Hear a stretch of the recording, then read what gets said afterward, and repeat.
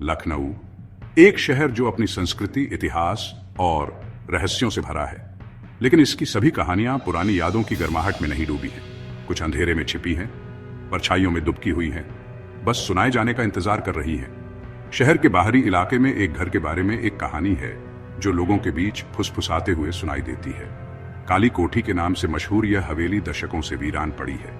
कहते हैं कि कभी यहाँ एक अमीर परिवार रहता था, लेकिन एक मनहूस रात वे बिना किसी निशान के गायब हो गए।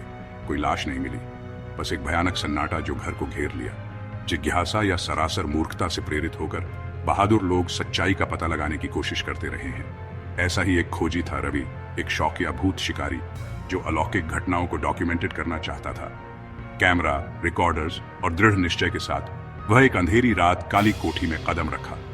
अंदर की हवा भारी थी, सड़न और किसी और चीज की गंध से भरी हुई थी।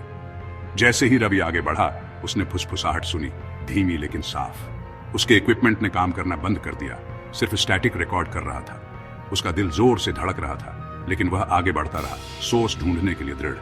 मुख्य हॉल में उसे एक पुराना धूल भरा शीशा मिला। जैसे ही उसने धूल साफ की, उसने अपना प्रतिबिंब नहीं बल्कि एक परिवार देखा।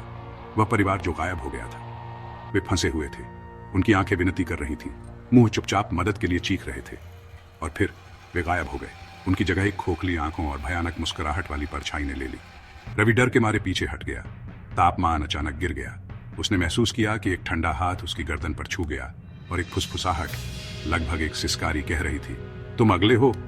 उस रात रवि काली कोठी से भाग गया, फिर कभी वापस नहीं लौटा। उसने अपना अनुभव बताया, लेकिन कुछ ही लोगों ने उस पर विश्वास किया। जिन्होंने किया, वे उस शापित हवेली के पास कभी पैर रखने की हिम्मत नहीं करते थे। तो अगर आप कभी लखनऊ में हो तो इस कहानी को याद रखें, और अगर आप काली कोठी देखें तो दूर ही रहें। कुछ दरवाजे बंद ही रहने चाहिए। अगली बार तक जिज्ञासु बने रहें, लेकिन सुरक्षित रहें।